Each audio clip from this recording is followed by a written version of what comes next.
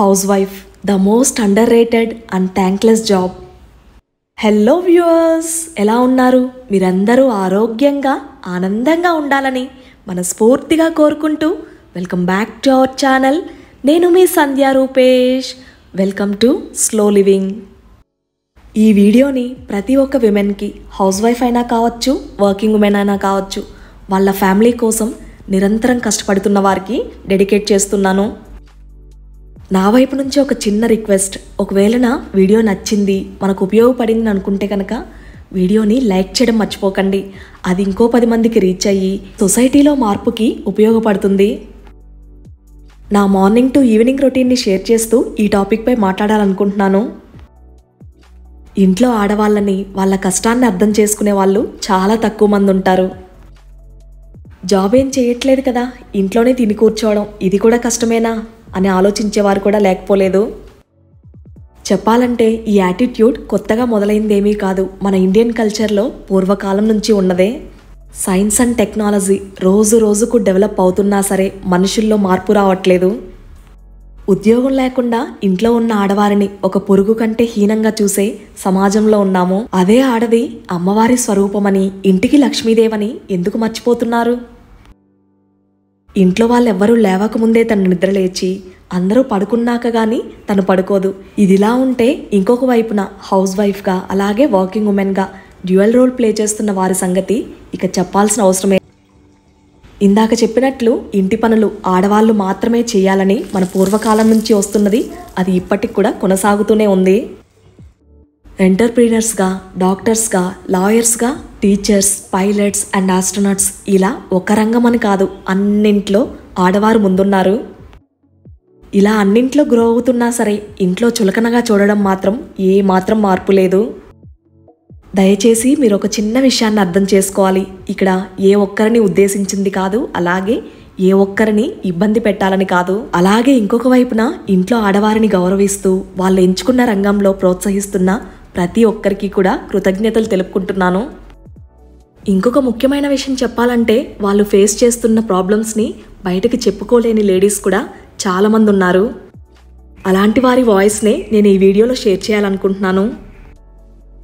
అత్తగారింట్లో అడుగు పెడుతున్నప్పుడు నువ్వు డబ్బు, బంగారం తీసుకొచ్చినా తీసుకోరాకపోయినా నిన్నులా గౌరవించేవారు కూడా లేకపోలేదు. మ్యారేజ్ లైఫ్ స్టార్ట్ అయిన దగ్గర నుంచి కూడా చక్కగా ఇంట్లో పనులన్నీ చేసుకుంటూ రెస్పాన్సిబిలిటీస్ అన్నీ తీసుకున్న వాళ్ళకి ప్రెషర్స్ కూడా ఎక్కువగానే ఉంటాయి ఫ్యామిలీ మెంబర్స్ ద్వారా. నువ్వు మన ఫ్యామిలీ అని కష్టపడుతున్నా సరే రోజు రోజుకి వాళ్ళ ఎక్స్పెక్టేషన్స్ పెరుగుతూ ఉంటాయి తప్ప నువ్వు చేస్తున్నావన్న సాటిస్ఫాక్షన్ వాళ్ళల్లో ఎక్కడా కనిపించదు. ఇంకా చెప్పాలంటే, కోడలు రానంత వరకు అత్తగారి హెల్త్ చాలా బాగుంటుంది. వన్స్ కోడలు వచ్చిన తర్వాత కాళ్ళ నొప్పులు, మెడ నొప్పి అన్నీ స్టార్ట్ అవుతాయి. ఇలాంటి వాళ్ళు కూడా లేకపోలేదు. ఇంట్లో పిల్లల్ని, ఫ్యామిలీ మెంబర్స్ని పట్టించుకోకుండా బయట వాళ్ళు ఏదైనా సహాయం కోరితే వెంటనే బస్సులు, రైళ్ళు ఎక్కి మరీ వెళ్ళిపోతుంటారు. వయసులో పెద్దవారికి చెప్పాల్సిన పని లేదు, వాళ్ళకన్నీ తెలుసు. అయినా సరే మేం చెయ్యాలనుకున్నదే మేం చేస్తాము, ఇంట్లో చిన్నపిల్లలుంటే మాకేంటి అన్న ధోరణిలో కూడా చాలామంది ఉంటారు. కానీ వాళ్ళకి తెలియని విషయం ఏంటో తెలుసా? ఒక వయసు వచ్చిన తర్వాత ఆ ఫ్యామిలీ మెంబర్సే మనల్ని చూడాల్సింది, మన ఫ్యామిలీ అంటే ఇదే అన్న విషయాన్ని మర్చిపోతూ ఉంటారు. ఇంట్లో పరిస్థితులు, అలాగే సమయం, సందర్భం, ఈ రెండింటితో కూడా వాళ్ళకి అస్సలు పని లేదు. వాళ్ళ సెల్ఫిష్నెస్, అలాగే వాళ్ళ హ్యాపీనెస్ కోసం మాత్రమే వాళ్ళు ఆలోచిస్తారు. ఇంట్లో కోడలనైనా లేకపోతే భార్యనైనా సరే వాళ్ళు ఒక వస్తువుగా మాత్రమే చూస్తారు.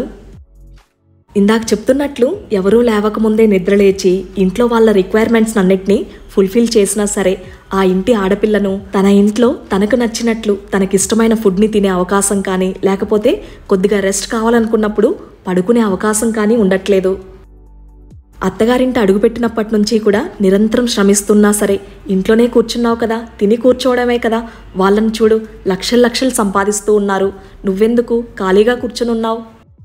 వాళ్ళకి తెలియని విషయం ఏంటో తెలుసా? ఆ లక్షలు సంపాదించే వాళ్ళకంటే కూడా హౌస్ వైఫ్గా ఇంటిని ఒకవైపు మేనేజ్ చేసుకుంటూ పిల్లల్ని ఒక సరైన మార్గంలో వాళ్ళని పెంచడంలో చాలా అంటే చాలా కష్టం ఉందని. బంధాలు, ప్రేమలు, అనురాగాలు వీటికంటే కూడా డబ్బే ముఖ్యం అనుకునేవారు కూడా బోలెడంతమంది ఉన్నారు. అందరూ గుర్తుంచుకోవాల్సింది, the world's most hardest job ఏదైనా ఉంది అంటే అది గుడ్ హౌస్ వైఫ్గా ఉండడం మాత్రమే. ఇది నేను చెప్తున్న మాట మాత్రమే కాదు, గొప్ప గొప్ప వ్యక్తులు, ఉన్నత స్థాయిలో ఉన్నవారు, ఈ కష్టాలన్నీ చూసిన వారు చెప్తున్న మాట. లక్షలు సంపాదిస్తే ఏంటి, ఇంట్లో పిల్లలు ఎలా ఉన్నారు, వాళ్ళు ఎలా పెరుగుతున్నారు, వాళ్ళకు మనం మంచి వ్యక్తిత్వాన్ని నేర్పిస్తున్నామా లేదా అన్నది చాలా ముఖ్యం. ప్రెజెంట్ ఉన్న సిచ్యువేషన్స్లో ఇద్దరు వైఫ్ అండ్ హస్బెండ్ వర్క్ చేయాల్సిన అవసరం చాలానే ఉంది. కాకపోతే ఎథికల్ వాల్యూస్ని పక్కన పెట్టి చేయాల్సిన అవసరం ఏమాత్రం లేదు. నువ్వు ఎంత కష్టపడినా సరే అది నీ ఫ్యామిలీ వెల్బీయింగ్కి హెల్ప్ అవ్వాలి. డబ్బుతో ప్రతిదాన్ని కొనలేమన్న విషయాన్ని ప్రతి ఒక్కరూ అర్థం చేసుకోవాలి. అలాంటి డబ్బుతో కొనలేని వాటిల్లో first priority self respect. House వైఫ్గా ఉన్నా సరే నీకంటూ ఒక సెల్ఫ్ రెస్పెక్ట్, ఎవ్వరి మీద ఎక్కువగా డిపెండ్ కాకుండా ఉండడం నువ్వు నేర్చుకోవాలి. ఇందాక చెప్తున్నట్లు మన ఫ్యామిలీనే కదా అని లిమిట్స్ లేకుండా నువ్వు కష్టపడినా దానికి ప్రయోజనం ఉండదు. నీకంటూ సెల్ఫ్ రెస్పెక్ట్, కొన్ని లిమిట్స్ అండ్ బౌండరీస్ ఖచ్చితంగా సెట్ చేసుకోవాలి. సెల్ఫ్ రెస్పెక్ట్తో పాటు నీకంటూ కొంత సమయాన్ని, సెల్ఫ్ టైంని కూడా నువ్వు ఎంచుకోవాలి. నేను ఖచ్చితంగా చెప్పగలను, ఇవన్నీ మేనేజ్ చేసే ఆడపిల్ల ఎప్పుడైతే హ్యాపీగా ఉంటుందో ఆ ఫ్యామిలీ కూడా చాలా అంటే చాలా హ్యాపీగా ఉంటుంది, మంచిగా గ్రో అవుతుంది. ఇక్కడ ఇంకొక విషయాన్ని చెప్పాలనుకుంటున్నాను. హౌస్ వైఫ్స్కి ఎలాంటి హెల్ప్ ఉండదు ఫ్యామిలీ మెంబర్స్ నుంచి. అదే వర్కింగ్ ఉమెన్కి అయితే ఏం చేయకపోయినా చెల్లుబాటు అవుతుంది. హౌస్ వైఫ్స్ని చాలామంది గ్రాంటెడ్గా తీసుకుంటున్నారు. ఇంట్లో హస్బెండ్ కానీ, ఇన్లాస్ అయినా, పేరెంట్స్ అయినా, ఎవరైనా సరే ఇలాంటి బిహేవియర్ని తన మీద చూపిస్తే పిల్లలు కూడా అదే చూసి నేర్చుకుంటారు. అది ఆడపిల్లైనా మగపిల్లవాడైనా. తాగిన గ్లాస్ అయినా సరే మనమెందుకు తీయాలి, తనుంది కదా చేయడానికి, ఈ యాటిట్యూడ్ ప్రతి ఒక్కరిలో డెవలప్ అవుతుంది. అందుకే చిన్నప్పటి నుంచి కూడా బాయ్స్ అండ్ గర్ల్స్ ఈ డిఫరెన్స్ లేకుండా ప్రతి పనిని వాళ్ళొక వాళ్ళు చేసుకునే విధంగా మనం ట్రైన్ చేయాలి. దీంతో జెండర్ ఈక్వాలిటీతో పాటు వాళ్ళ మధ్యన అండర్స్టాండింగ్ కూడా క్రియేట్ అవుతుంది. ఈ అర్థం చేసుకోవడం అన్నది ఎప్పుడైతే స్టార్ట్ అవుతుందో ఒకరిపై ఒకరికి సెల్ఫ్ రెస్పెక్ట్, వాళ్ళు చేసిన కష్టానికి అప్రిసియేషన్, ఇవన్నీ కూడా మనం చూడొచ్చు.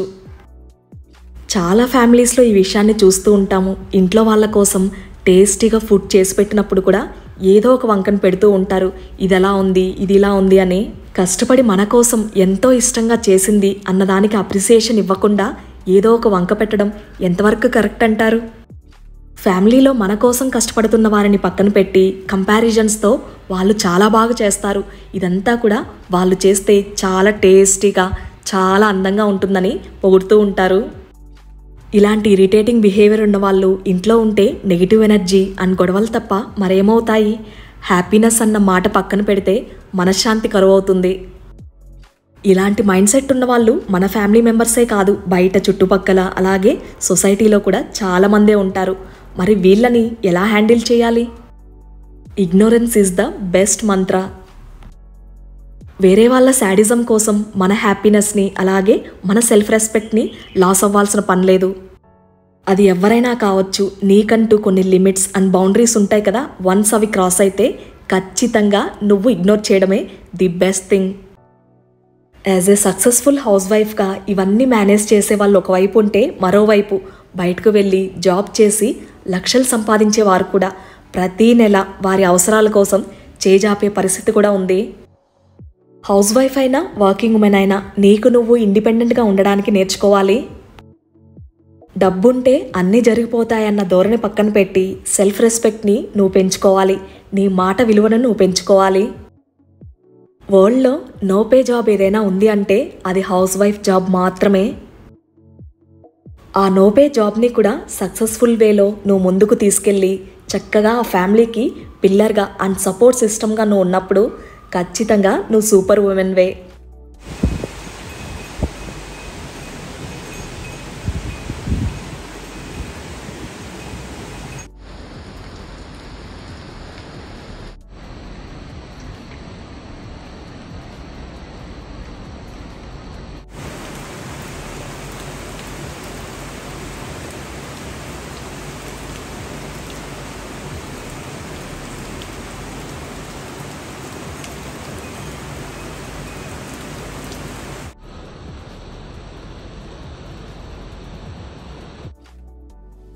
చేంజ్ ఎక్కడి నుంచి స్టార్ట్ అవ్వాలంటే తను చేసే పనిని మీరు మెచ్చుకోకపోయినా పర్వాలేదు, క్రిటిసైజ్ చేయకుండా ఉంటే చాలు.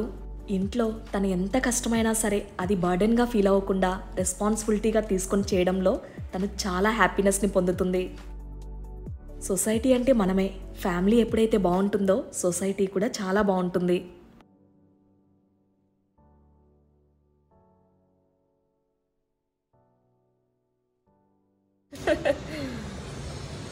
ఎవరిది? Kanishka. Love you mamma. Love you.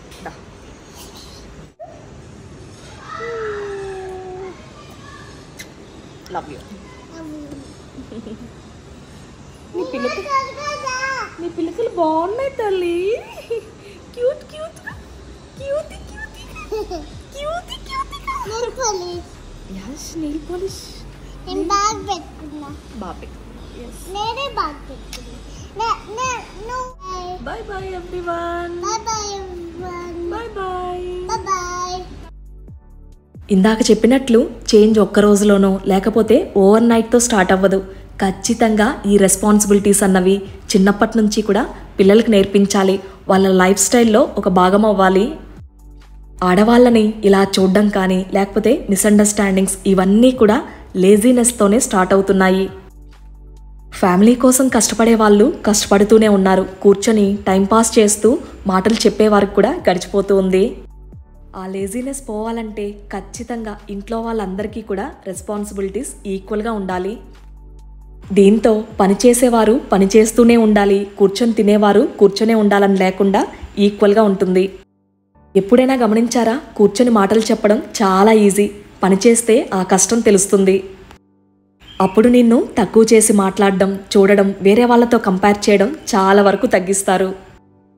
ఇంట్లో అన్ని పనులు ఒక్కరే చేయాలని రూల్ లేదు కదా. ఇంట్లో హస్బెండ్ అయినా సరే లేకపోతే ఇన్లాస్ అయినా వాళ్ళకంటూ వాళ్ళకి తగిన సహాయాన్ని ప్రతి ఒక్కరూ చేయొచ్చు. ఇంకొక ముఖ్యమైన విషయం, నేను ఇది వన్ సైడెడ్గా ఒకవైపును మాత్రమే, అంటే హౌస్ వైఫ్ కానీ లేకపోతే వర్కింగ్ ఉమెన్ మాత్రమే కాదు, ఇటువైపున మనకు నెగ్లెక్ట్ అయ్యే చాలా ఫ్యామిలీ మెంబర్స్ ఉన్నారు. అది హస్బెండ్ అయినా కావచ్చు, ఇన్లాస్ అయినా కావచ్చు, ఏ రిలేషన్షిప్కైనా మనం దీన్ని రిలేట్ చేసుకోవచ్చు. ఇంట్లో పిల్లలనైనా లేకపోతే హస్బెండ్ని, అత్తమామల్ని చులకనగా నెగ్లెక్ట్ చేసే వాళ్ళు కూడా లేకపోలేదు. రిలేషన్ ఏదైనా సరే చేంజ్ మాత్రం ఖచ్చితంగా రావాల్సిందే.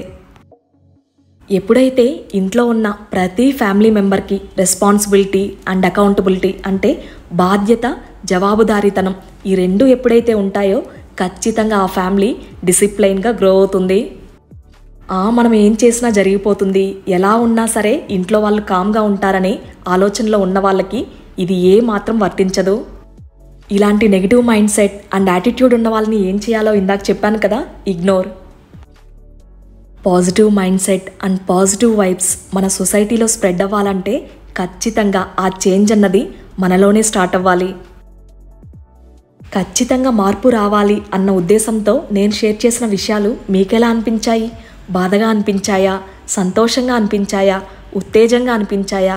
మార్పు రావాలి అన్న ఆలోచన మీలో తీసుకొచ్చాయా? ఇవన్నీ కాకుండా మాకు కోపం వచ్చింది, మాకు ఇలాంటి మార్పులు ఏమీ అవసరం లేదని అనిపించిందా? ఖచ్చితంగా మీ ఒపీనియన్స్ని, ఫీడ్బ్యాక్స్ని కమెంట్స్లో షేర్ చేయండి.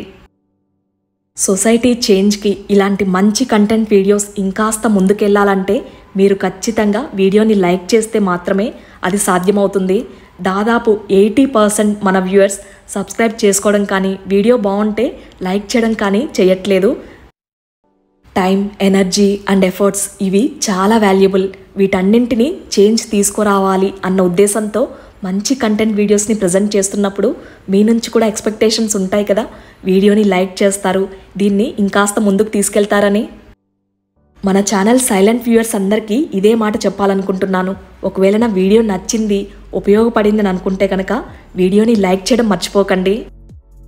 Let's root for each other and help each other grow. అందరూ ఆరోగ్యంగా, సంతోషంగా ఉండాలని మనస్ఫూర్తిగా కోరుకుంటూ మళ్ళీ మీ అందరికి ఉపయోగపడే ఒక చక్కటి వీడియోతో మీ ముందుకు వస్తుంది మీ సంధ్యా రూపేష్.